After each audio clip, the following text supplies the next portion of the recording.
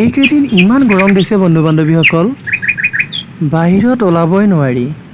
ইমান যে গৰম, ৰাতিপুৱা ৰ'দটো ইমান সোনকালে ওলায়, গৰমটো সোনকালে পৰে। কি যে হ'ব বন্ধু বান্ধৱীসকল, আপোনালোকে বাৰু কেনেকৈ আছে ইমান গৰমত? আপোনালোকে বাৰু এইকেইদিন গৰমৰ পৰা পৰিত্ৰাণ পাবলৈ কি উপায় অৱলম্বন কৰি আছে? কমেণ্ট কৰি জনাবচোন বন্ধু বান্ধৱীসকল।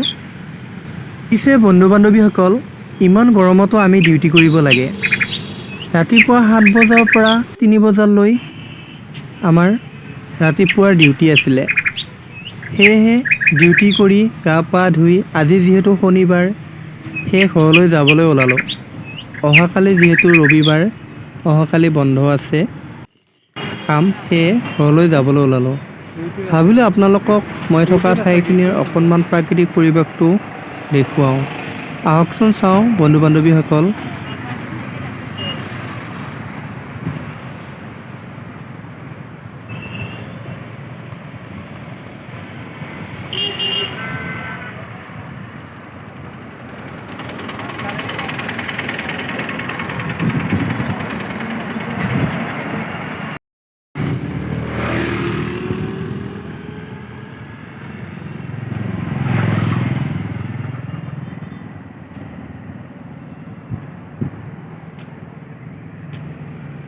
ভিডিঅ'টো আজিলৈ ইমানেই। ভিডিঅ'টো যদি চাই ভাল লাগিলে লাইক আৰু শ্বেয়াৰ কৰি দিবলৈ একেবাৰে নাপাহৰিব। লগতে মোৰ মিথুন ব্লগ চেনেলটোত যদি আপোনালোকে চাই আছে, ছাবস্ক্ৰাইব কৰি দিবলৈ একেবাৰে নাপাহৰিব। আজিলৈ আহিছোঁ। জয় আই অসম।